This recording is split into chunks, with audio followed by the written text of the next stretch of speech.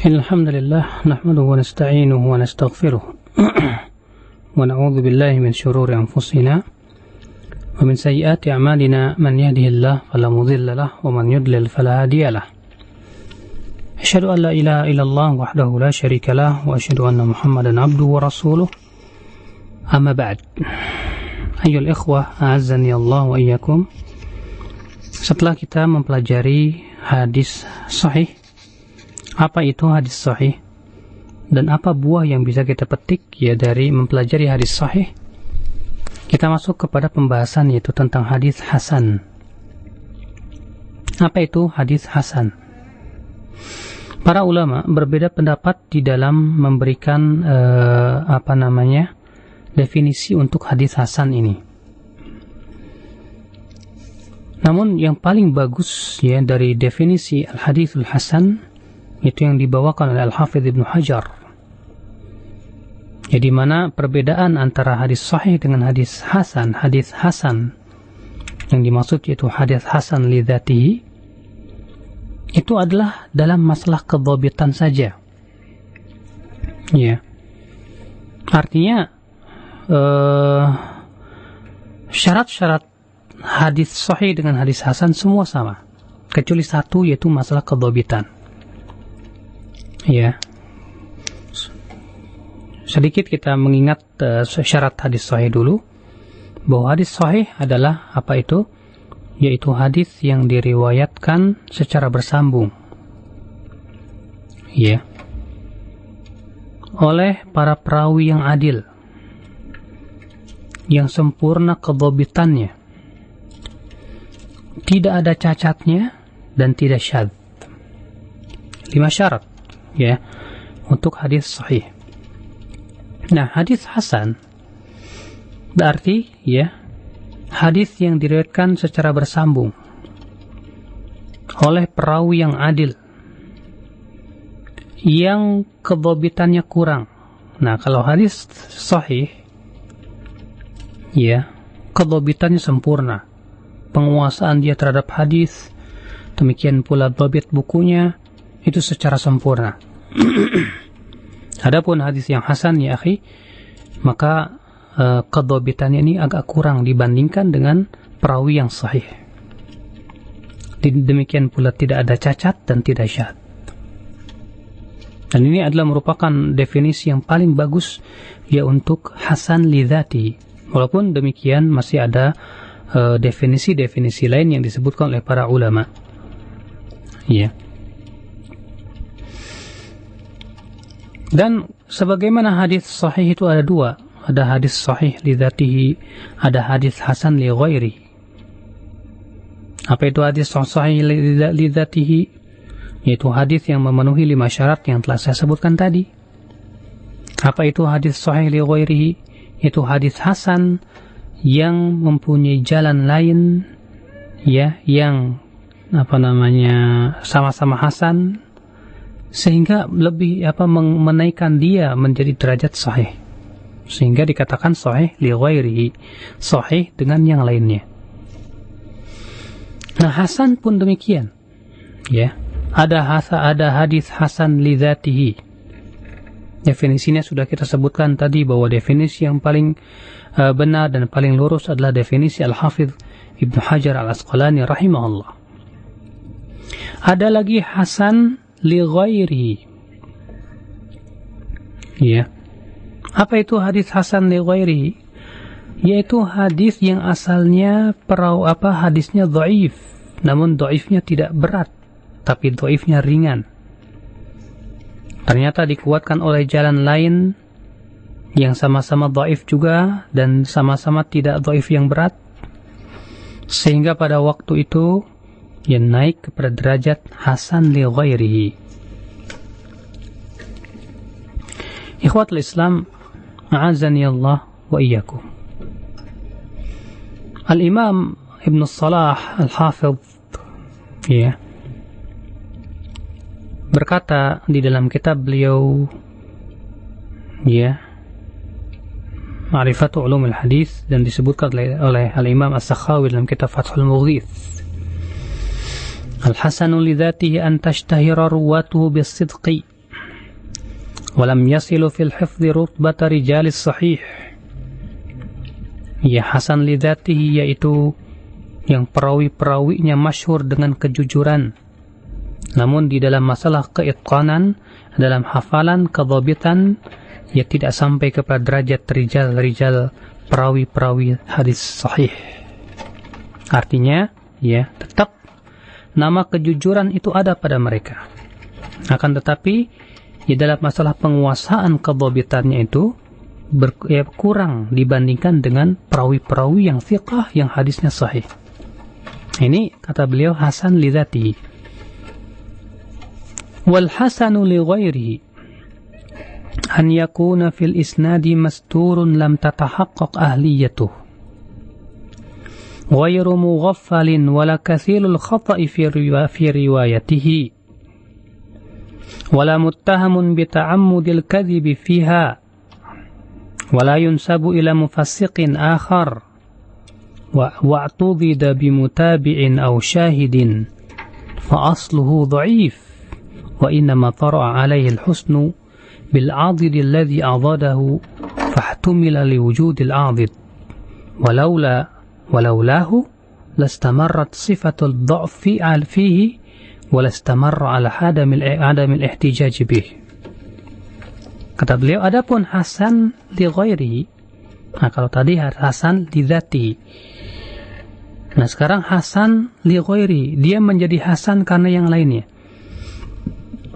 Apa itu?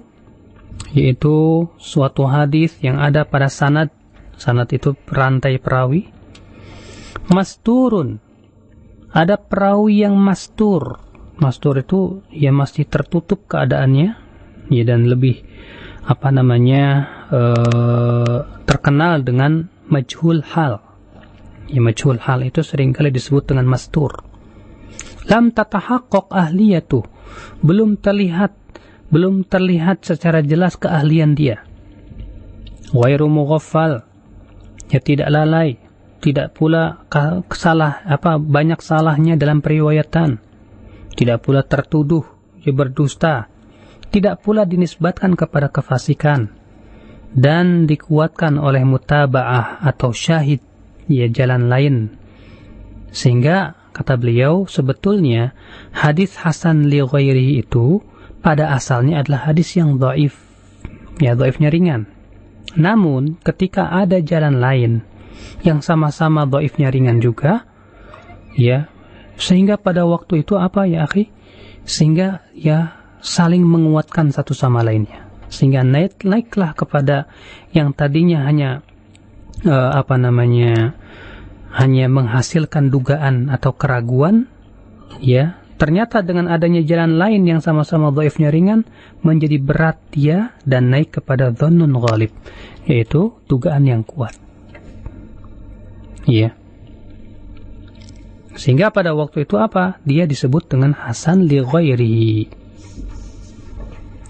Ikhwatul Islam, a'azzani Allah wa iyyakum.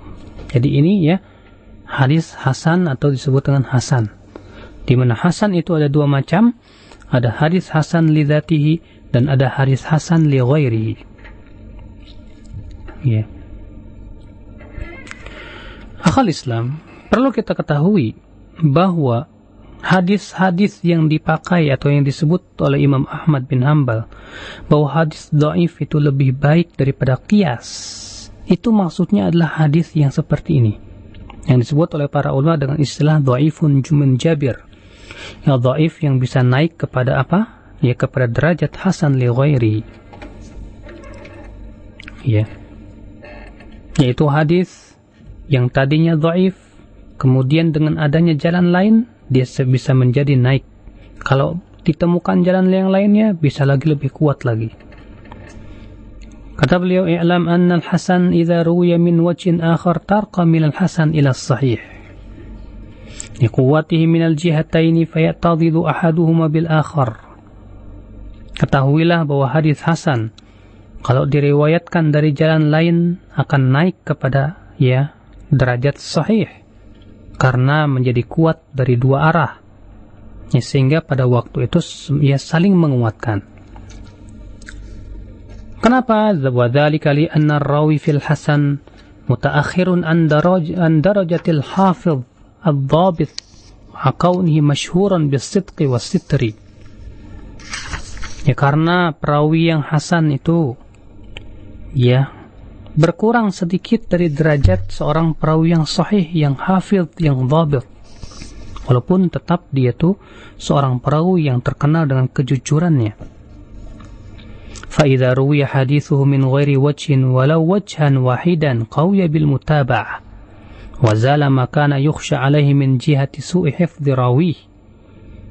Ya, kalau ternyata hadisnya itu diriwayatkan dari jalan lain walaupun satu jalan lain, maka itu menjadi kuat dengan adanya mutaba'ah, sehingga pada waktu itu hilanglah yang kita khawatirkan dari buruknya hafalan dia. Ya. Nah, hadis hasan ini kalau ada jalan lain naik kepada derajat hasan sahih li ghairihi. Nah, demikian pula hadis yang dhaif. Ya. Ikhwatul Islam, a'azzani Allah wa iyyakum. Siapa orang yang pertama kali memasyhurkan istilah hadis hasan? Perlu kita ketahui, akhi, bahwa ya sebelum datangnya Imam Tirmidzi, para ulama hanya mengenal hadis itu ya sahih atau dhaif. Di mana dahulu ya hadis yang hasan di ghairi itu dimasukkan oleh para ulama dalam kategori hadis yang dhaif. Sehingga datanglah al-Imam At-Tirmidzi rahimahullah, beliaulah yang pertama kali memperkenalkan hadis hasan. Kata al-Imam An-Nawawi rahimahullah dalam kitab Taqrib, dan disyarah oleh al-Imam As-Suyuti dalam tadribnya, Kitab At-Tirmidzi aslun fi ma'rifatil hasan wa huwa alladhi syaharahu wa aktsaru man dzakarahu wa in wujida fi mutafarriqatin min kalami ba'dhi masyayikhihi wa tabaqati allati qablah. Ya. Wa aktsaru man dzakarahu. Kitab Imam Tirmidzi ini, kata beliau, adalah asal atau pokok ya pengetahuan tentang hadis hasan, karena beliaulah yang pertama kali memasyhurkannya. Beliaulah yang sering kali menyebutkannya, walaupun ya istilah atau perkataan hasan itu sudah diucapkan oleh sebagian guru-guru al-Imam At-Tirmidzi rahimahullah. Ya, itu juga yang dinyatakan oleh Syekhul Islam Taimiyah rahimahullah, di mana beliau berkata dalam sebagian fatwanya, awwalu man urifa annahu qasama al-hadits ila sahihin wa hasanin wa dha'if Abu Isa At-Tirmidzi wa lam tu'raf hadhihi al-qismatu an ahadin qablah wa qad bayyana Abu Isa muradahu bidzalik. Orang yang pertama kali dikenal membagi hadis itu menjadi 3, sahih, hasan dan dhaif adalah Abu Isa At-Tirmidzi, penulis kitab Sunan At-Tirmidzi, di mana pembagian ini tidak pernah dikenal dari seorang pun sebelum al-Imam At-Tirmidzi rahimahullah. Ya, waqad bayyana Abu Isa muradahu bidzalik, fadzakara anna al-hasan ma ta'addadat turuquhu wa lam yakun fihi muttahamun bil kadhib wa lam yakun syadzan. Dan al-Imam Abu Isa At-Tirmidzi rahimahullah telah menjelaskan apa yang dimaksud hasan menurut beliau. Apa itu? Itu yang jalannya banyak dan perawinya tidak ada yang tertuduh berdusta dan hadisnya juga tidak syadz. Nah, seperti ini kata Imam Tirmidzi disebut dengan hadis hasan, dan definisi Imam Tirmidzi ini akhi cocok ya untuk hasan li ghairihi, bukan hasan li dzatihi. Ya. Wa huwa duna as-sahih alladhi urifa adalatu naqilihi wa dhabtihim. Dan hadis hasan itu kata beliau di bawah derajatnya itu, di bawah hadis sahih yang telah dikenal ya keadilan perawi-perawinya dan kedhabitannya. Ya.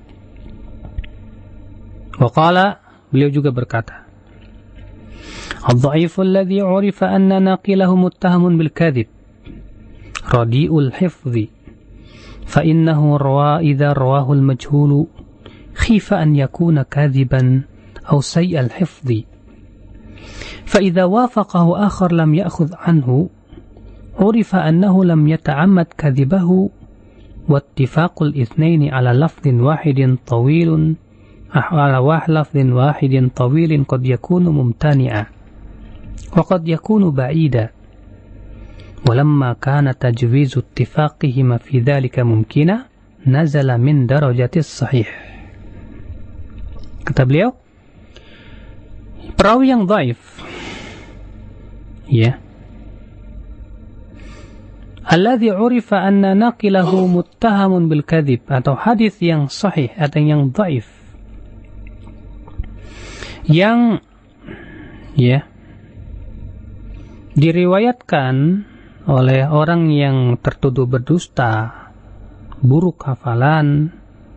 Kalau diriwayatkan oleh perawi yang majhul, ya, dikhawatirkan dia itu tukang dusta atau buruk hafalannya.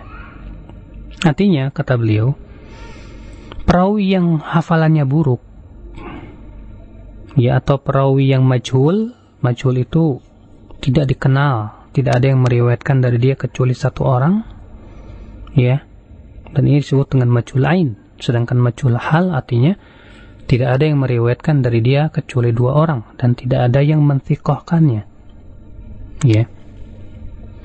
Nah, kalau ya akhal Islam azan ya Allah, ada perawi yang sifatnya seperti ini, majhul, tidak dikenal siapa dia, maka dikhawatirkan dia tukang dusta, dikhawatirkan dia buruk hafalannya.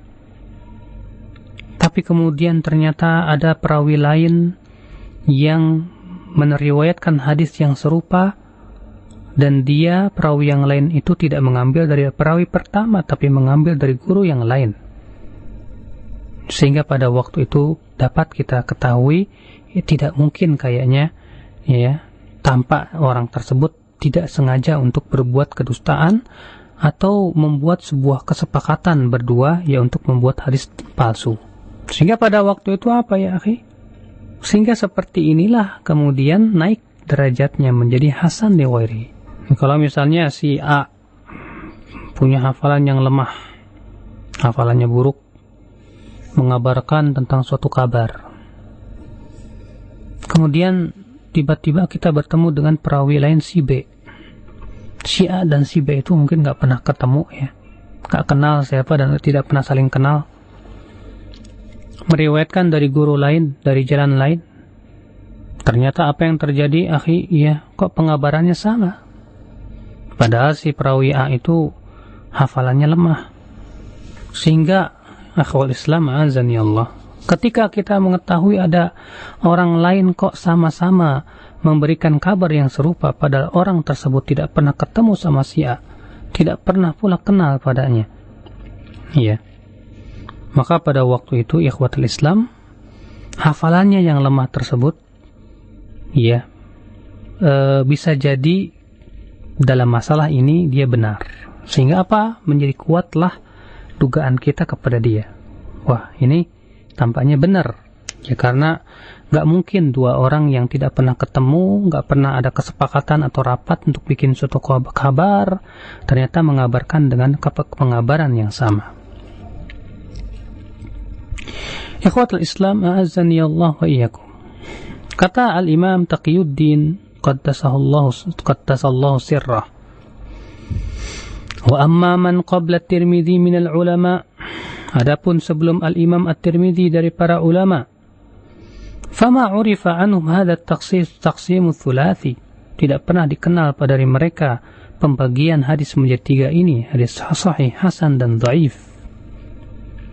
Lakin kanu yuqassimunahu ila sahihin wa dhaif, akan tetapi dahulu mereka membagi hadis itu hanya dua saja, yaitu hadis hasan dan hadis dhaif, hadis sahih dan hadis dhaif. Wa dhaifu kana indahum naw'an, dan dhaif menurut para ulama sebelum Imam Tirmidzi yaitu ada dua macam. Yang pertama dhaifun dha'fan la yamtani'u al-amalu bih, ya, dhaif yang tidak menghalangi untuk diamalkan, yang kemudian dijadikan istilah oleh Tirmidzi sebagai hadis yang hasan.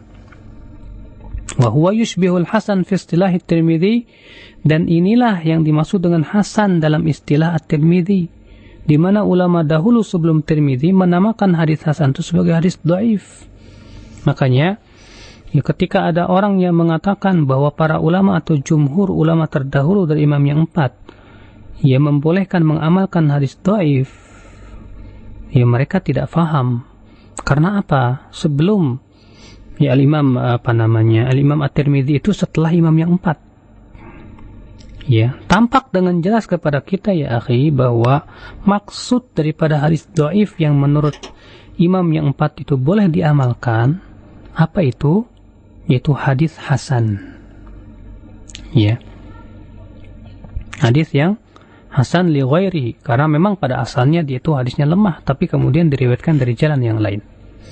Dan juga sebagaimana ini diingatkan oleh Imam Ibnu Qayyim dalam kitab beliau I'lamul Muwaqqi'in. Ikhwatul iman, a'azzani Allah wa iyyakum. Ya, jadi ini perbedaannya antara hadis yang sahih dengan hadis yang hasan. Ya, di mana hadis yang sahih sempurna kedhabitannya, hadis yang hasan kurang kedhabitannya. Demikian pula hadis sahih, ada hadis sahih li dzatihi, ada juga hadis li ghairihi, itu hadis hasan kemudian dikuatkan oleh jalan lain, ya, yang sama-sama hasan sehingga naik derajatnya kepada sahih li ghairihi. Demikian pula hadis hasan ada dua macam ya akhi. Ada hasan li dzatihi. Siapa itu? Itu perawi yang ada di dalamnya perawi yang kurang kedhabitannya. Seringkali para ulama memberikan istilah untuk perawi seperti ini dengan lafaz saduq atau la ba'sa bih atau laisa bihi ba's. Itu biasanya ya kata-kata seperti ini ya ditujukan untuk para perawi yang hasan hadisnya. Allahu a'lam. Ikhwatul Islam, ma'azzani Allah wa iyyakum. Setelah kita mengetahui ya akhi bahwa hadis hasan dan hadis dhaif, hadis sahih itu ternyata berbeda ya. Nah, sekarang jadi permasalahan. Kenapa Imam Tirmidzi seringkali menjamak ya hadis ini hasan sahih? Padahal hadis hasan ya akhi di bawah derajat hadis sahih. Hadis sahih bukan hadis hasan. Tapi kenapa Imam Tirmidzi menjamak, mengumpulkan dua istilah ini terkadang dalam satu perkataan? Beliau berkata, hadzal haditsu hasanun sahih. Hadis ini hasan sahih. Dijawab oleh al-Imam Al-Hafidz Ibnu Hajar dalam kitab Nuzhatun Nadhar. Apa kata beliau? Ya. Bila hadis tersebut ada dua sanad, dua jalan, maka maksudnya hasan dilihat dari satu jalan, sahih dilihat dari jalan lain. Bila ternyata hadis itu hanya punya satu sanad saja, satu jalan, barangkali maksudnya ya hasan menurut suatu kaum dan sahih menurut suatu kaum lain. Artinya terjadi perselisihan mengenai derajat atau status hadis ini. Menurut suatu kaum sahih, menurut kaum lagi hasan. Sehingga Imam Tirmidzi apa ya akhi, yang mengumpulkan dan menjamaknya, sehingga beliau berkata hadis ini hasanun sahih. Akhul Islam, a'azzani Allah wa iyyakum. Memang para ulama ya ketika menyebutkan tentang hadis hasan sahih yang disebutkan oleh sebagai imam sehingga para ulama berbeda pendapat apa makna daripada al-Imam At-Tirmidzi rahimahullah ini. Ya, para ulama memang betul berbeda pendapat di dalam menafsirkannya. Akan tetapi yang rajih wallahu alam adalah yang paling baik adalah yang dikatakan oleh Al-Hafidz Ibnu Hajar dalam kitab beliau yaitu Nuzhatun Nadhar. Akhal iman, a'azzani Allah wa iyyakum. Imam Tirmidzi juga sering kali ya menyebut suatu hadis hasan itu dengan istilah hasanun gharib. Apa maksudnya? Nah, di sini juga para ulama ya akhi ya membahas apa yang dimaksud oleh Imam Tirmidzi hasanun gharib. Hasan gharib. Kata beliau, qad ankara ba'dun nas al-Imam Tirmidzi hadidahu lil hasan bima hudda bihi min kauni yurwa min ghairi wajhin.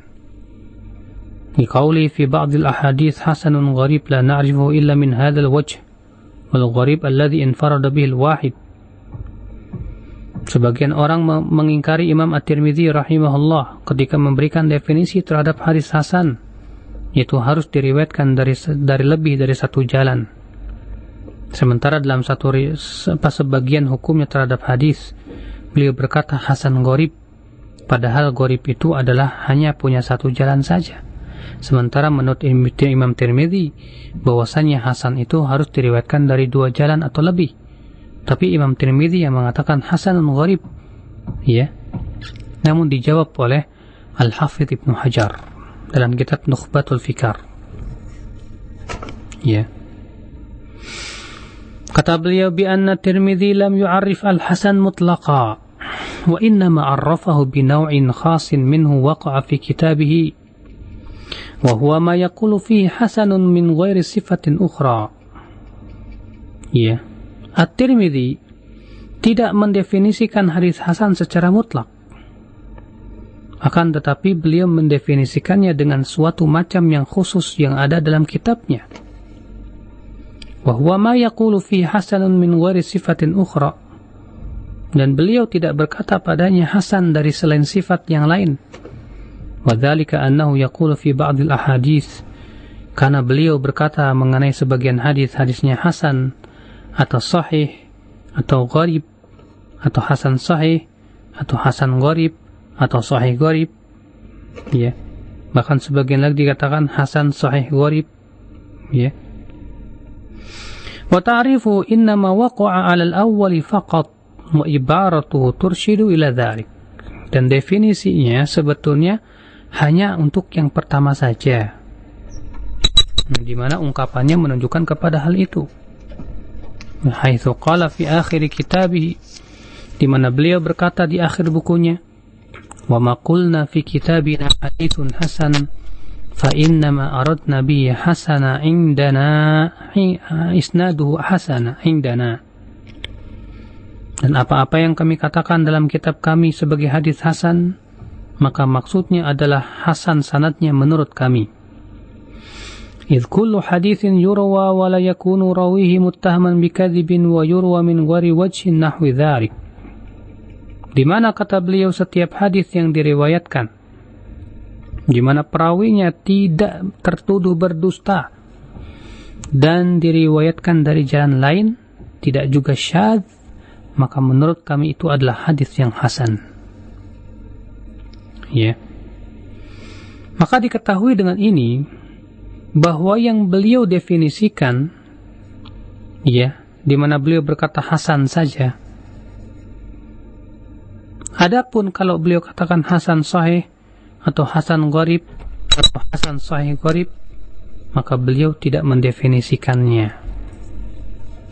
Ya, beliau tidak mendefinisikan apa itu sahih atau apa itu gharib. Ya. Kenapa beliau tidak mendefinisikan? Kata beliau, istighna'an li syuhrati 'inda ahli al-fan, karena sudah cukup pada waktu itu, ya, di mana para ulama hadis ya sudah membagi-baginya. Ikhwatul Islam, ya. Nah ini ikhwatul Islam, a'azzani Allah wa iyyakum.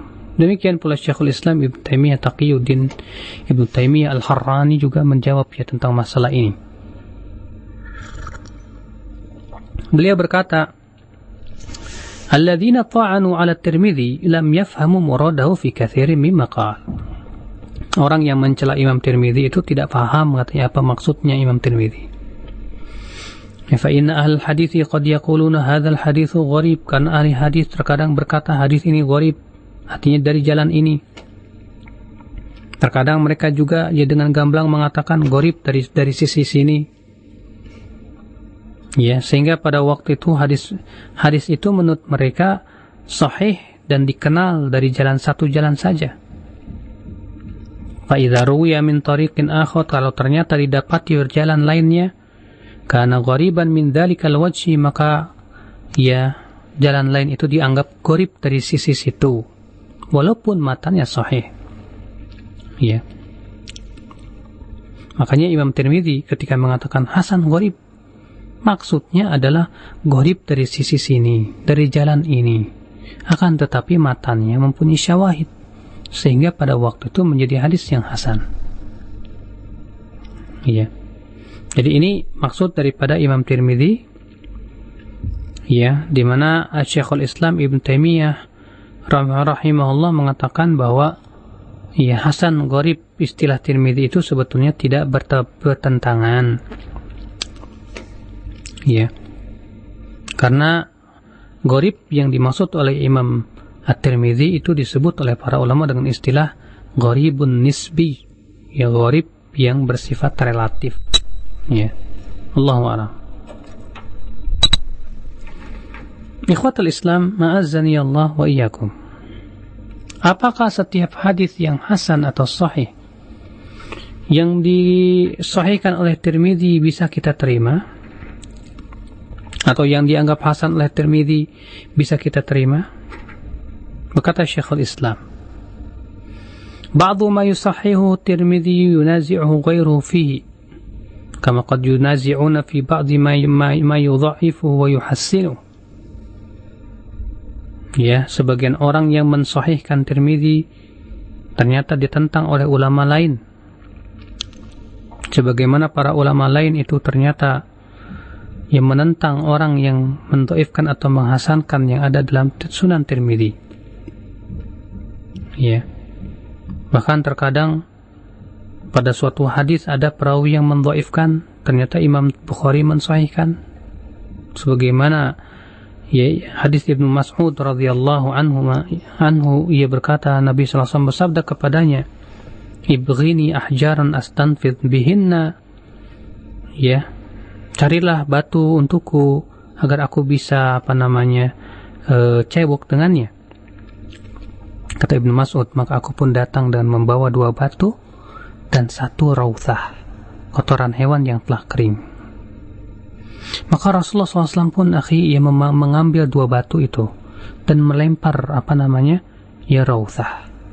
Lalu Rasulullah bersabda, hadis ini ia adalah rijsun, ya, itu adalah najis. Kata beliau, hadis ini diperselisihkan terhadap Abu Ishaq As-Sabi'i, sehingga Imam Tirmidzi menganggap perselisihan ini sebagai cacat. Ya. Di mana ia merajihkan periwayatan yang benar adalah periwayatan Abu Ishaq dari Abu Ubaidah dari ayahnya. Sedangkan Abu Abidah tidak mendengar dari ayahnya. Adapun Imam Bukhari ternyata mensahihkan hadis itu dari jalan lain.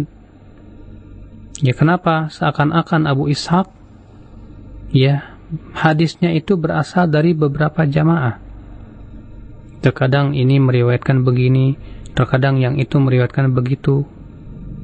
Sebagaimana ya Imam Az-Zuhri meriwayatkan hadis terkadang dari Sa'id bin Musayyib, terkadang meriwayatkan hadis dari Abu Salamah, terkadang dari mereka berdua. Ya.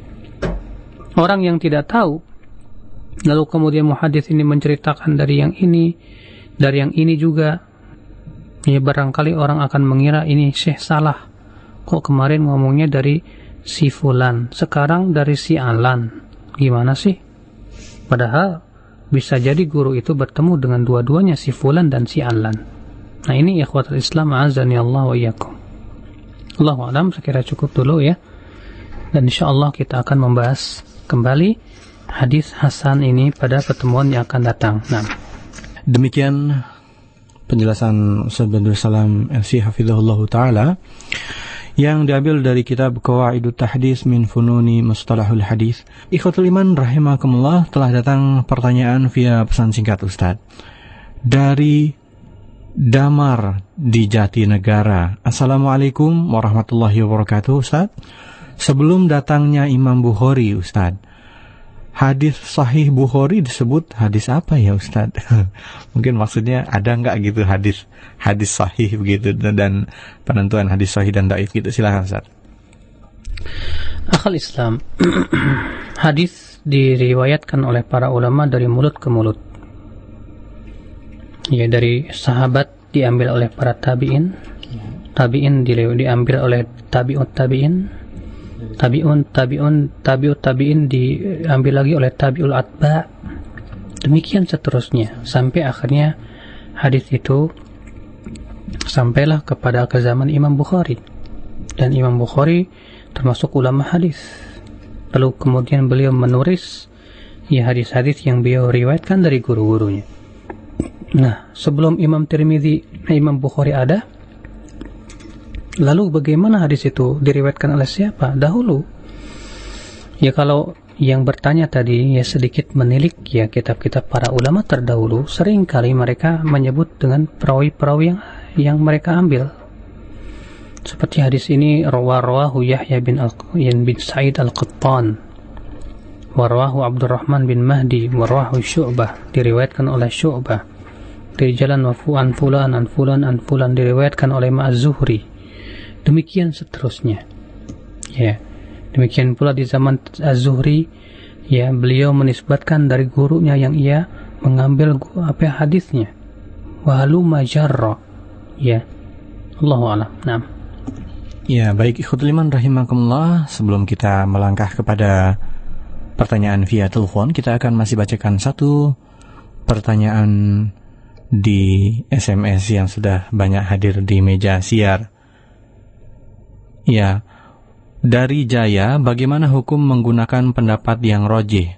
Sebab dalam satu soal kadang ada pendapat yang ada dalilnya katanya. Silakan Ustaz. Tentunya, akhi, untuk menilai perselisihan, ya, dan menilai setiap masing-masing dari pendapat itu dalil-dalilnya, butuh kepada kemampuan dalam menilai dalil. Apakah dalil yang sisi ini ya sahih, kuat, atau yang lainnya tidak kuat, lemah? Ini butuh kepada kepiawaian, kemampuan terhadap ilmu alat. Ya. Sebab kalau kita tidak memiliki ilmu yang cukup dalam masalah ini, barangkali kita akan kebingungan. Ya. Sehingga kalau kebingungan yang muncul dan kebingungan itu tidak segera ditanyakan kepada para ulama, seringkali terkadang ya memunculkan ide-ide yang konyol juga. Sehingga sebagian berkata, nggak usah merasa benar sendiri. Atau yang sebagian lagi berkata, aduh puyeng, udahlah saya nggak usah belajar ilmu agama. Atau yang lainnya. Nah, ya, perkataan-perkataan seperti ini akibat daripada apa? Ya, ketidakmampuan dia untuk menilai dari pendapat yang ada, mana yang paling kuat. Sebab kalau dia mampu, saya yakin dia tidak akan bingung dan tidak akan berkata seperti itu. Kalau antum misalnya, Masya Allah, jago matematika, ya ketika anak SD berbeda pendapat mengenai suatu rumus, dan antum tahu, dia faham betul ya tentang rumus itu, dan sudah antum kuasai, antum akan dengan mudah mengatakan, kamu salah, ini benar. Ya, kenapa? Karena kita punya kemampuan, kita punya ilmunya. Nah, pada waktu itu ya akhi, ya ketika kita melihat persilangan pendapat seperti itu dan melihat dalil-dalilnya, adalah harus kita juga mempunyai kemampuan untuk menilai daripada dalil-dalil tersebut. Wallahu a'lam. Ya, ikhwatul iman rahimakumullah, sudah masuk di telepon yang sejak tadi menunggu dari Ummu Hanif di Jakarta. Silakan Ummu Hanif. Apa benar kalau kita sholat menghadap kiblat dengan lurus, tidak miring ke kanan sedikit gitu, pokoknya lurus ke tembok gitu, itu mengikuti kiblatnya Vatikan Roma? Apakah benar? Oh iya, baik, terima kasih. Silakan Ustaz. Pertama, bahwa ya para ulama semua bersepakat, orang yang sholat di depan Ka'bah persis wajib menghadap persis ke Ka'bah, tidak boleh ke kanan dan ke kiri. Sedangkan orang yang jauh dari Ka'bah seperti kita yang ada di Indonesia atau di Malaysia ataupun yang lainnya, ya maka kewajibannya adalah menghadap arahnya. Ya nggak harus tepat, pokoknya arah kiblat kemana. Kalau arah kiblatnya ke barat, ya kita menghadap ke barat. Ya. Sebab kalau kita misalnya harus tepat banget, ini sesuatu yang sifatnya berat sekali ya, akhi. Harus kemana-mana bawa kompas, bawa kemana-mana bawa alat. Jelas ini seperti ini adalah sesuatu yang sifatnya masyaqqah, sesuatu yang sangat berat sekali kalau begitu. Sedangkan kaidah agama berkata al-masyaqqah tajlibut taisir. Ya, sesuatu yang berat itu mendatangkan kemudahan. Ya. Namun kalau misalnya kita bikin sebuah mushola atau masjid dan kita mampu misalnya untuk menempatkan arah masjid itu dengan teknologi yang ada, yang canggih, silahkan. Ya, karena Allah Subhanahu wa Ta'ala telah memberikan kenikmatan teknologi canggih ini dan kita gunakan. Dan itu ternyata di bawah kemampuan kita. Sedangkan Allah berfirman, la yukallifullahu nafsan illa wus'aha. Allah tidak membebani jiwa kecuali sesuai dengan kemampuannya. Naam. Ya, ikhwatul iman rahimakumullah, demikian tadi, dan kita akan kembali bacakan pesan singkat yang ada sambil menunggu telepon yang masuk.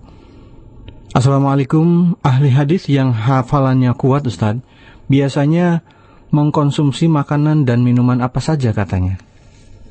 Ya akhi, pertama, memang Allah Subhanahu wa Ta'ala memang betul-betul ingin menjaga agama ini. Maka untuk menjaga agama ini Allah menjadikan para ulama yang betul-betul kuat hafalannya, sempurna penguasaannya. Mungkin antum bertanya, apa sih ya yang menyebabkan mereka bisa seperti itu? Yang pertama tentu ini adalah karunia Allah. Sengaja Allah menjadikan seperti itu dalam rangka menjaga agama ini. Yang kedua, sedikitnya maksiat di zaman itu, di mana ya di zaman para ulama terdahulu jarang, bahkan hampir tidak ada wanita yang berpakaian tapi telanjang seperti di zaman sekarang. Ya, fitnah wanita yang berpakaian tapi telanjang, demikian pula televisi dan yang lainnya yang menyebabkan ya maksiat itu akhirnya merontokkan hafalan. Itu di sana di zaman dahulu itu bisa dikatakan sangat minim sekali. Kalau ya tidak berlebihan, tidak ada. Ya. Yang ketiga, akhi, faktor makanan juga terkadang bisa, di mana di zaman dahulu bisa jadi makanannya ya tidak terkena polusi seperti di zaman sekarang. Mereka mengkonsumsi makanan-makanan yang mencerdaskan, kurma lah, madunya, kismisnya, dan yang lainnya. Sementara di zaman ini ya makanannya dicampur dengan hal-hal makanan-makanan yang barangkali menurut sisi kesehatan kurang bagus atau bisa mengurangi hafalan. Ya. Seperti misalnya bisa jadi Allahu a'lam kayak MSG katanya dan yang lainnya. Ya, belum lagi dicampur formalin, belum lagi dan yang lainnya, bisa jadi itu juga pengaruh. Iya. Yang ketiga adalah kemauan. Biasanya kemauan itu bisa menjadikan seseorang itu mau hafal. Ketika seseorang ada kemauan keras untuk mempelajari suatu pelajaran, seperti halnya antum misalnya belajar matematika sampai hafal ribuan rumus. Dari mana? Karena ada kemauan keras. Seperti antum hafal kosakata bahasa Inggris yang sangat banyak ya, ribuan kosakata, dari mana? Dari kemauan yang sangat banyak. Ketika kemauan kuat itu apa yang terjadi, akhi? Ya, pikiran kita menjadi terpusat. Ketika pikiran itu terpusat pada suatu perkara, pada waktu itu ya sangat mudah untuk menguasai dan menghafalnya. Seperti antum misalnya hati antum terpusat dan terpukau terus ya kepada suatu ilmu. Saya yakin antum akan menguasai ilmu tersebut ya sampai dalam-dalamnya. Demikian pula ketika misalnya para ulama hadis terdahulu itu, masya Allah, kemauan mereka, semangat mereka ya untuk menuntut ilmu hadis luar biasa, sehingga seluruh pikiran mereka, keinginan mereka terpusat pada hadis, sehingga akhirnya tidak aneh juga kalau seperti ini akhirnya menyebabkan mereka orang-orang yang hafal hadis. Berbeda dengan kita yang terkadang pikiran kita bercabang, untuk ngafalin, jangankan ngafalin hadis, ngafalin Quran aja susah minta ampun. Ngafalin hadis awalnya sudah hafal, alhamdulillah, bagian terakhir dihafalin, awalnya lupa. Sering kali begitu akhirnya. Kenapa? Karena memang hati kita tidak terpusat untuk seperti itu. Karena hati kita bercabang, mikirin itu, mikirin ini, mikirin maisha, sehingga akhirnya untuk menghafal pun juga sulit. Allahu a'lam. Nah. Ya, ikhwatul iman rahimakumullah, sudah menunggu di belakang kita Bapak Yusuf. Halo Pak Yusuf. Halo, Assalamualaikum. Waalaikumsalam warahmatullahi wabarakatuh. Silakan Pak Yusuf. Assalamualaikum Ustaz. Assalamualaikum warahmatullahi. Ini saya akan baca buku ini, Ulumul Hadis, dari Dr. Mahmud Tahan ya. Ini ada hadis doif di mana memang dalam hukum mengamalkannya jumhur ulama menyatakan bahwa disukai dalam masalah fadhailul amal, tapi dengan syarat 3 syarat, asalkan kedoifannya tidak sangat kuat, dan hadis itu tersebut masuk di bawah asal hadis makmul. Nah, ini yang saya tanyakan, hadis makmul ini. Hadis makmul itu maksudnya hadis yang boleh diamalkan, yaitu hadis sahih atau hasan, Pak. Jadi kalau fadilahnya itu ditunjukkan oleh suatu hadis, tapi asal hadis itu atau asal perbuatan itu ditunjukkan oleh hadis lain yang sahih atau hasan, maka boleh diamalkan. Contoh misalnya, Rasulullah SAW dalam hadis-hadis yang sahih menyebutkan tentang disunnahkan atau disyariatkannya memakai siwak. Nah, ternyata ada suatu hadis yang dhaif menyebutkan tentang keutamaan siwak. Bolehkah kita mengamalkan hadis itu? Jawab boleh. Kenapa? Karena anjuran untuk bersiwak memang ditunjukkan oleh dalil lain yang sahih atau hasan. Maka kalau ternyata ditunjukkan oleh dalil lain yang hasan atau sahih, maka fadilah amal atau hadis-hadis tentang fadilah amal pada waktu itu boleh kita amalkan. Itu maksudnya, Pak. Nah. Iya, baik ikhwatul iman rahimakumullah, sudah ada kembali telepon yang masuk. Halo, Assalamualaikum. Dengan siapa di mana, Pak? Dengan Abu Asma di Ciangsana. Abu Asma di Ciangsana, silakan. Iya. Assalamualaikum Ustaz. Assalamualaikum. Begini Ustaz, kita sering sekali kalau lihat Jami' Tirmizi, kita sering sekali melihat bahwasanya Imam Tirmizi berkata, Imam Bukhari berkata sedemikian, Imam Bukhari berkata sedemikian, Abu Abdillah berkata seperti ini. Apakah itu menunjukkan takdil Imam Bukhari terhadap hadis itu, atau takdil Imam Bukhari terhadap matan itu? Apakah itu otomatis bisa dipakai sebagai hujah tanpa memperhatikan misalnya tasih atau tad'if dari ulama-ulama yang lain gitu?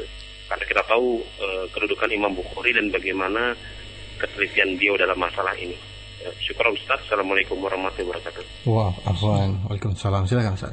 Pertama, memang Al-Imam Tirmizi adalah murid daripada Al-Imam Al-Bukhari. Iya.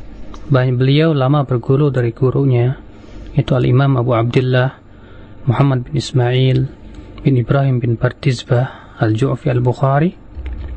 Iya, Amirul Mu'minin fil Hadis, dan disebut dengan Jabal, Imam Jabal, gunungnya hafalan, dan diakui oleh para ulama seluruh dunia akan kepiawaian beliau di dalam masalah ilmu hadis, sampai-sampai Imam Muslim memuji Imam Bukhari dengan mengatakan beliau adalah ustadzin, beliau adalah ustadznya para ustadz. Bahkan Imam Muslim berkata, aku belum pernah melihat orang yang lebih piawai tentang hadis daripada Bukhari. Nah, Imam At-Tirmidzi rahimahullah di dalam kitab beliau Jami'-nya, terutama dalam kitab yang terakhirnya, di buku terakhirnya di akhir daripada buku itu yang disebut dengan Ilal Tirmidzi, sering kali beliau bertanya kepada Imam Bukhari tentang derajat suatu hadis atau dia bertanya tentang status atau derajat seorang perawi. Ya. Al-Imam At-Tirmidzi rahimahullah. Yang harus kita fahami ya akhi, yang pertama bahwa Al-Imam At-Tirmidzi bertanya kepada Al-Imam Al-Bukhari ya dalam masalah-masalah hadis karena kepiawaian Imam Bukhari telah diakui oleh seluruh dunia. Bukan hanya oleh At-Tirmidzi saja, bahkan seluruh lawan maupun kawan mengakui akan kepiawaian beliau dan sahihnya menjadi buku yang tersahih setelah Al-Quranul Karim. Ya. Yang kedua, bahwa ya sudah menjadi lumrah atau sebuah kebiasaan dari para ulama terdahulu ya di dalam menilai suatu hadis ataupun suatu perawi bertanya kepada orang yang lebih alim dari dirinya. Di mana Al-Imam ya Abu Daud punya buku yang berjudul Su'alat Abi Daud, pertanyaan-pertanyaan Abu Daud kepada Imam Ahmad bin Hanbal. Ya. Su'alat Al-Imam As-Sijzi terhadap Al-Imam Ad-Daraqutni. Pertanyaan-tanyaan ya As-Sijzi terhadap Ad-Daraqutni. Ya. Demikian pula Al-Ilal Ibnu Ma'in yang merupakan riwayat dari Abbas Ad-Duri. Itu juga pertanyaan-pertanyaan Abbas Ad-Duri dari Yahya bin Ma'in. Ya. Demikian pula ya Su'alat Ad-Darimi. Al-Imam Ad-Darimi bertanya ya perihal hadis kepada Al-Imam Ahmad bin Hanbal dan yang lainnya. Ya. Kalau kita lihat kitab-kitab ilal dan pertanyaan-pertanyaan para ulama hadis terhadap gurunya, kita dapati mereka bertanya kepada gurunya ya mengenai kedudukan suatu hadis ataupun ya keberadaan seorang perawi. Namun ya mereka bertanya seperti itu bukan berarti kemudian tidak melihat guru lain, tidak. Ya tetap Al-Imam At-Tirmidzi rahimahullah ya tatkala beliau bertanya kepada Imam Bukhari misalnya dan beliau menyatakan bahwa hadis itu hasan atau sahih ya, dan Imam Tirmidzi sangat percaya sekali kepada apa yang dikatakan oleh gurunya Imam Al-Bukhari rahimahullah. Namun terkadang di dalam masalah penilaian ya Imam Tirmidzi banyak sekali dalam hadis-hadis dalam kitab sunannya ya sering menyatakan hadis ini hasan atau hadis ini ya sahih, sementara Imam Bukhari tidak memasukkannya atau tidak menganggapnya sebagai hadis yang sahih, tidak pula hasan. Bahkan banyak ulama menilai bahwa Imam Tirmidzi dalam masalah pentausikan yang menfiqahkan perawi itu sangat mudah, termasuk ulama-ulama yang longgar. Wallahu a'lam. Nah. Ya, ikhwatul iman rahimakumullah, sangat menarik sekali pembahasan kita pada kesempatan siang hari ini ya. Dan sudah masuk kembali via line telepon Uhti Sutisari di Tangerang. Silakan Uhti. Assalamualaikum warahmatullahi wabarakatuh. Waalaikumsalam warahmatullahi wabarakatuh. Pak Ustaz, Ana dapat hadis dari teman tapi tidak tahu riwayatnya. Apakah benar apabila kita beribadah dari sejak setelah ba'da maghrib sampai isya itu sama pahalanya dengan itikaf di masjid? Apa? Dan doa seorang wanita itu sama dengan 70 orang wali. Apa? Uhti, ya? Mohon diulang Uhti, suaranya kurang jelas. Gini Pak Ustaz, apakah benar kita yang beribadah setelah ba'da maghrib itu berdiri beribadah hingga menjelang isya itu sama pahalanya dengan itikaf di masjid itu? Terus yang kedua, apakah benar juga doa seorang wanita itu sama dengan doa dari 70 orang wali? Itu Pak Ustaz, bagaimana riwayatnya? Baik. Assalamualaikum warahmatullahi wabarakatuh. Waalaikumsalam warahmatullahi wabarakatuh. Silakan Ustaz. Beribadah dari maghrib sampai isya, memang ada riwayat yang menunjukkan bahwa Rasulullah SAW menganjurkan ya untuk sholat antara maghrib dan isya. Disebutkan dalam satu riwayat yang disahihkan oleh Syekh Al-Albani rahimahullah, beliau biasa menganjurkan sholat antara maghrib dan isya itu 6 rakaat ya. Adapun menunggu sholat dari sholat ke sholat lain di masjid, maka ini keutamaannya besar. Tidak hanya khusus untuk sholat maghrib ke isya, tapi juga dari sholat ke sholat ditunggunya ya sebagaimana disebutkan dalam hadis Nabi sallallahu alaihi wasallam bersabda, "Wa intidharus shalah ila shalah ya ribat." Menunggu salat ke salat lain itu sama dengan ribat. Ribat itu artinya menunggu di tapar batas dalam rangka berjihad di jalan Allah Subhanahu wa taala. Ya. Dan hadisnya sahih diriwayatkan oleh Imam Abu Daud dan yang lainnya, dan juga diriwayatkan oleh Bukhari dan Muslim, di mana Rasulullah SAW mengatakan bahwa saya menunggu sholat ke sholat di masjid.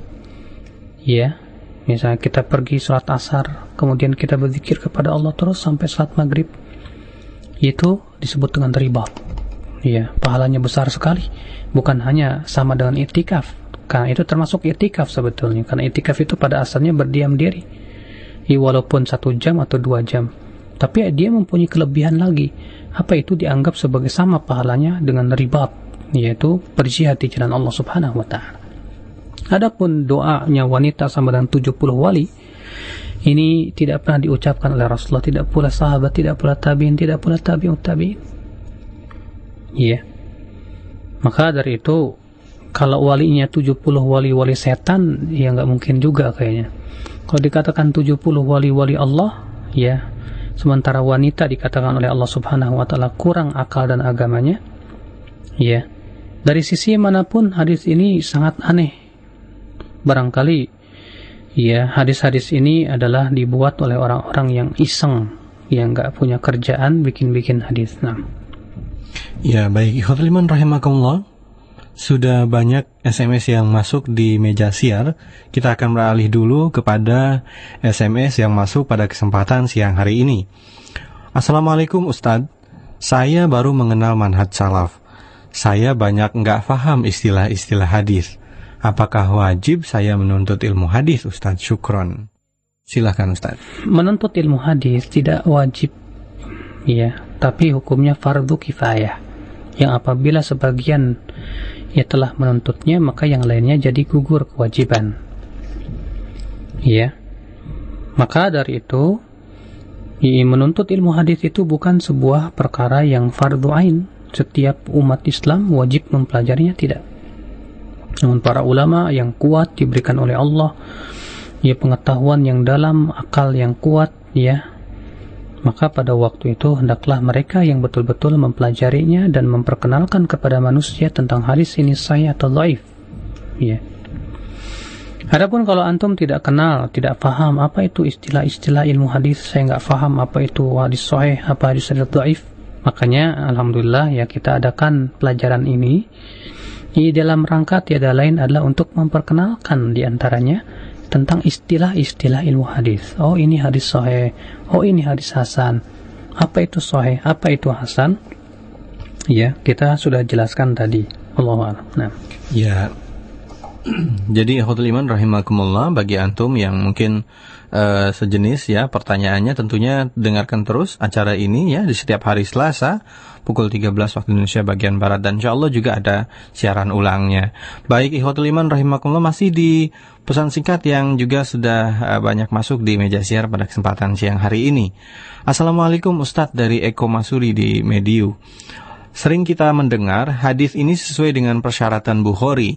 Apa maksudnya Ustadz? Dan apa syarat-syarat Bukhari itu? Silahkan Ustadz. Terjadi memang perselisihan para ulama mengenai apa maksud daripada sahih sesuai dengan syarat Bukhari. Namun, ya, Allahu a'lam bahwa yang dimaksud dengan syarat Bukhari adalah artinya hadis itu diriwayatkan oleh sanad atau perawi-perawi yang ada dalam sanad tersebut adalah perawi-perawi yang dikeluarkan oleh Imam Bukhari di dalam sahihnya, muhtajjan bih, dan dijadikan hujjah bukan dalam rangka mutaba'ah ataupun mutaba'at itu artinya menguatkan.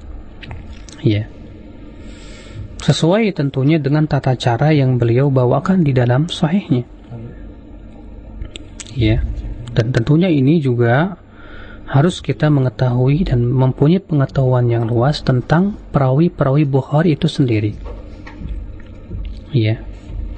Maka dari itu, ya, kalau kita melihat sanad, kemudian kita periksa sanad itu adalah rantai perawi yang menyampaikan pada matan itu sabda, perkataan. Oh, haddatsana fulan, si fulan kita lihat dia termasuk perawi Bukhari bukan dalam sahihnya. Ternyata ya dimasukkan oleh para ulama dalam ada. Haddatsana fulan jika iya. Haddatsana fulan iya. Ya, dan tata cara penyampaian juga sama. Dan ini biasanya dikatakan ini berarti ya karena perawi-perawinya ini adalah rijal sahih. Ya, sering kali disebut dengan syarat sesuai dengan syarat Bukhari. Ya. Kalau ternyata dipakai oleh Bukhari dan Muslim dalam sahihnya, maka pada waktu itu dikatakan sesuai dengan syarat Bukhari dan Muslim. Tapi kalau misalnya si perawi ini dikeluarkan oleh Bukhari dalam sahihnya tapi sebatas untuk mutaba'ah saja, biasanya makrun atau dibarengi dengan perawi lain, maka tidak kita katakan secara nyata bahwa si fulan ini adalah sesuai dengan syarat Bukhari misalnya. Iya. Nah, seperti ini. Contoh lagi misalnya Hushaim meriwayatkan, Hushaim adalah perawi Bukhari. Imam Az-Zuhri juga perawi Bukhari. Tapi periwayatan Hushaim dari Az-Zuhri itu tidak dipakai oleh Bukhari karena adanya sedikit perbincangan dari para ulama. Makanya di sini kepiawaian atau kemampuan kita untuk menilai seseorang itu di atas syarat Bukhari atau tidak ini yaitu dari seringnya kita mempelajari tentang bagaimana Imam Bukhari membawakan perawi-perawinya di dalam sahihnya tersebut. Nah. Ya, ikhwatul iman rahimakumullah, kembali kita akan terima dan kita akan angkat telepon yang sudah hadir di kesempatan siang menjelang sore ini. Ada Uhti Lina di Depok. Silakan. Waalaikumsalam warahmatullahi wabarakatuh. Ini anak kebetulan baca ada 2 dalil berbeda mengenai tasahud awal. Yang pertama, Imam Syafi'i rahimahullah berkata, bacaan tasawuf awal dan tasawuf akhir itu sama, tidak ada perbedaannya. Dan yang saya maksudkan dan tasawuf di sini adalah bacaan tasawuf dan sholawat Nabi Shallallahu Alaihi Wasallam. Tasawuf yang tidak dibaca sholawat tidaklah mencukupi. Nah, terus yang kedua itu ada di Abdullah bin Mas'ud radhiyallahu anha berkata, adalah Nabi Shallallahu Alaihi Wasallam apabila duduk di 2 rakaat pertama seakan-akan beliau di atas batu membara.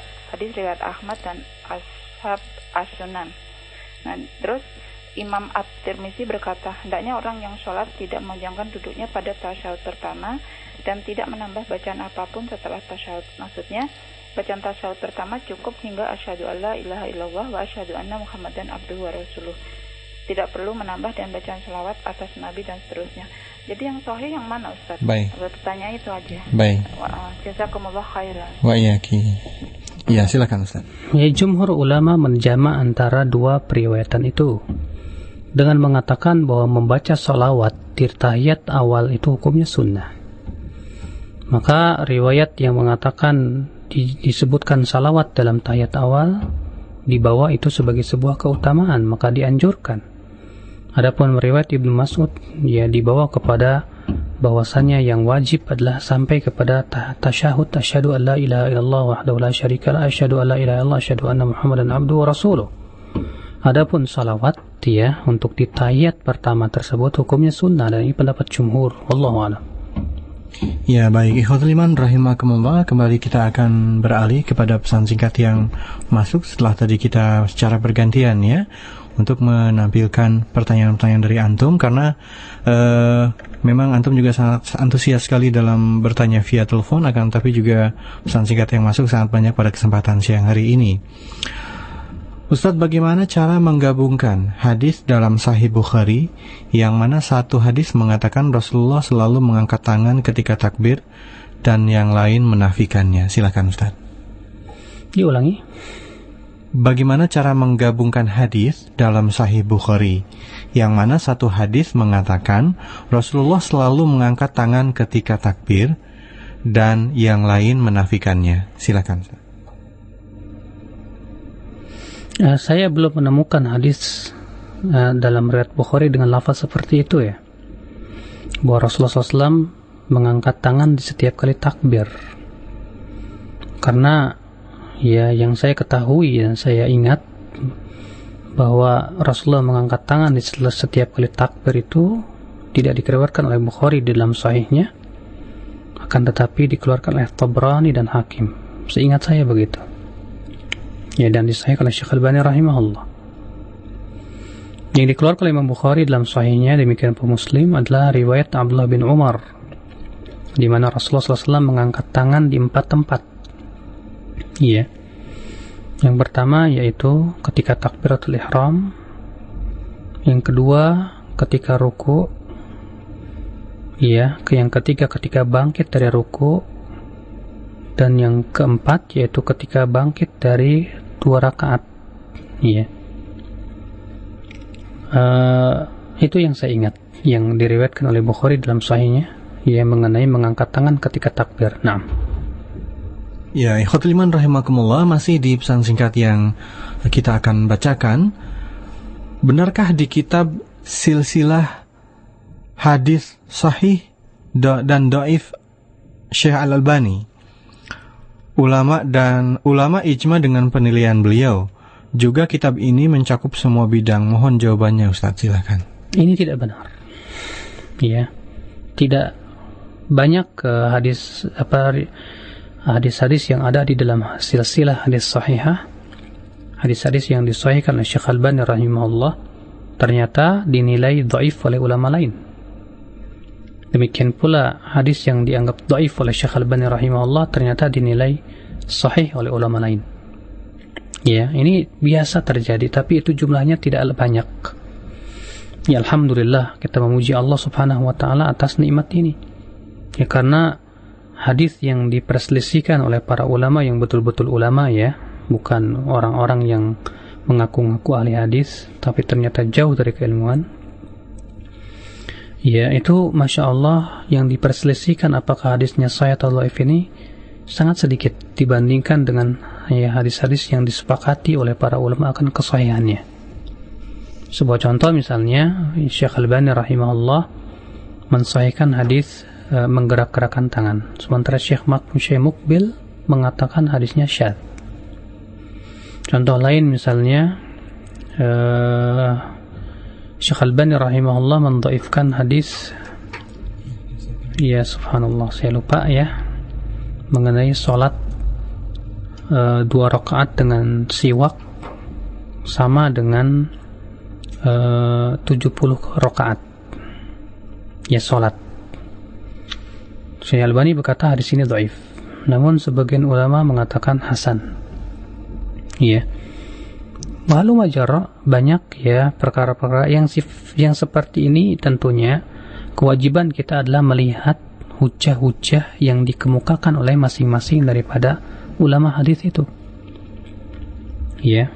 Maka dari itu, ya, kita tentunya kalau kita merasa bingung, cukup kita fas'alu ahla dzikri in kuntum la ta'lamun, tanya kepada ahlinya jika kamu tidak tahu. Nah, ya, ikhwatul iman rahimakumullah, kembali kita akan beralih kepada line telepon yang masuk pada kesempatan siang menjelang sore ini.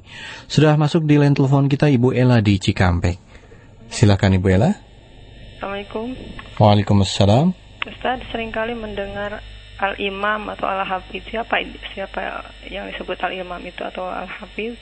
Dan apakah ketika sholat setelah sholat sunat ba'diyah atau qobliyah selalu membaca kuliah dan kuhu setelah Fatihah, apakah itu menyalahi sunnah, Ustaz? Assalamualaikum warahmatullahi wabarakatuh. Waalaikumsalam warahmatullahi wabarakatuh. Ada 2 pertanyaan, Ustaz, silakan. Al-imam itu dimutlakan oleh para ulama kepada ulama yang telah sampai kepada derajat mujtahid mutlak dan banyak diikuti pendapatnya oleh para ulama setelahnya, atau bisa dikatakan mempunyai banyak pengikut, seperti Al-Imam Asy-Syafi'i rahimahullah, Al-Imam Ahmad bin Hanbal, yang kemudian masing-masing menjadi madhab.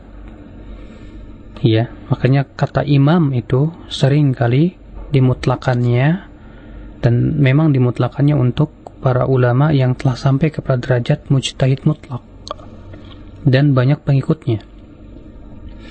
Sedangkan al-hafidh dahulu, di zaman dahulu itu dimutlakan atau diperuntukkan ya bagi ulama yang telah hafal hadis 100.000 sanad, hadis dengan sanadnya.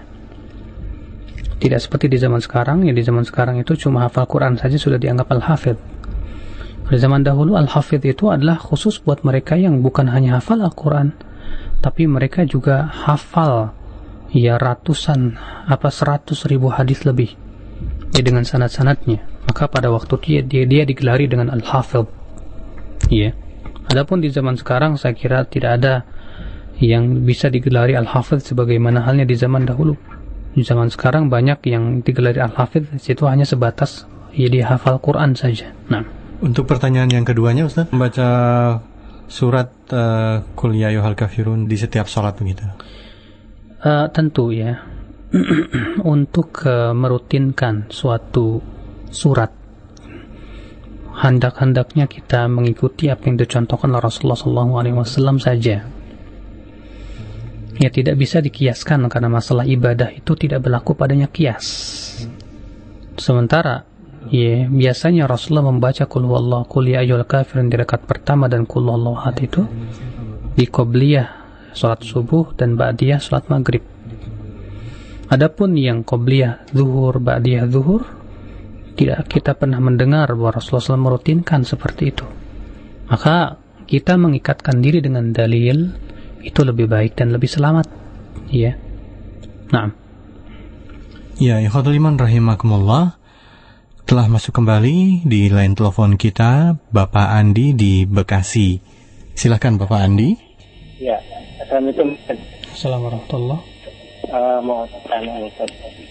Saya kan masih awam ya, masih baru mengenal tapi ini bagaimana kalau hadis yang berselisih dengan Allah?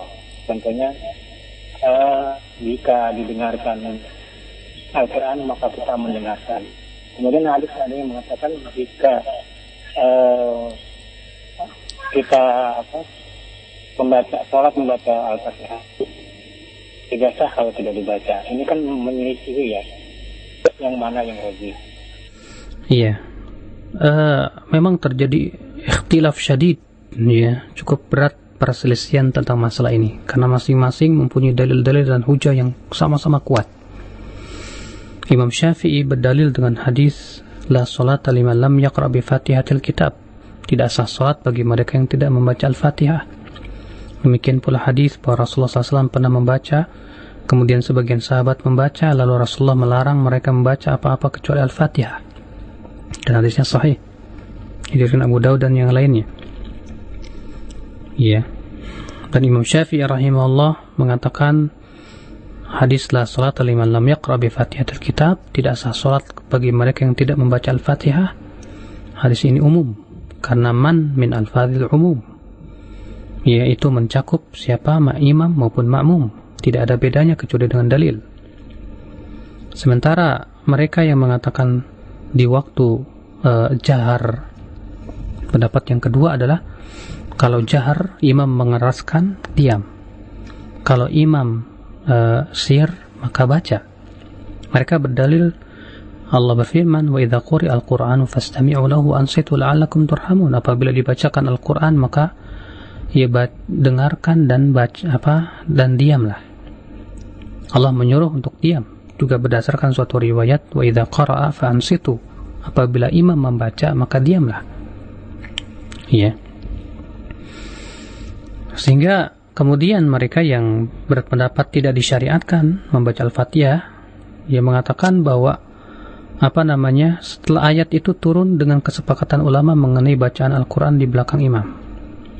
Namun Imam Syafi'i memandang bahwa ayat itu umum, sedangkan hadis ini khusus, sehingga keumuman ayat itu dikhususkan. Sementara mereka yang mengatakan tidak, itu sudah dimansukh oleh ayat tersebut. Ya, karena sudah dimansukh berdasarkan suatu riwayat fantahan nas an al-qira'ah, orang-orang pun berhenti dari membaca di belakang imam. Ya, sementara dijawab oleh Imam Syafi'i bahwa itu mursal dari perkataan Zuhri. Sementara sebagian lagi mengatakan tidak, itu diriwayatkan dari Abu Hurairah. Dan demikian, ya, yang jelas yang saya pandang rajih adalah lebih baik diam. Ya, di belakang imam. Ya, karena ayatnya jelas dan hadisnya juga, dan tempatnya, ya. Kalau bagi mereka yang mengatakan bahwasanya wajib membaca Al-Fatihah, tempatnya di mana? Ya, tidak dijelaskan ya mengenai perihal tempatnya itu. Apakah bareng dengan imam, ataukah setelah imam, atau bagaimana? Ini ya yang jelas. Namun dalam masalah ini kita tidak saling mengingkari, kita saling menghormati. Ya, apalagi untuk menilai itu bahwa sebuah perkara yang bid'ah, karena tidak ada satupun ulama yang mengatakan demikian.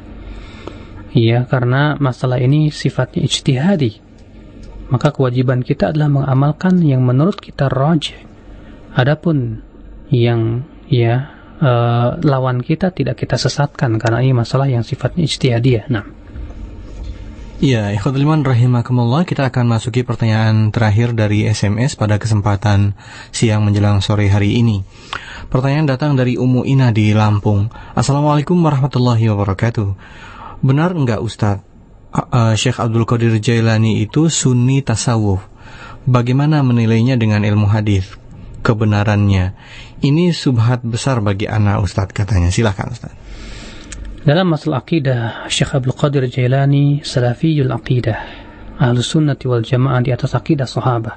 Jelas sekali sebagaimana yang beliau tulis dalam beberapa kitab beliau, di antaranya Al-Ghunyah.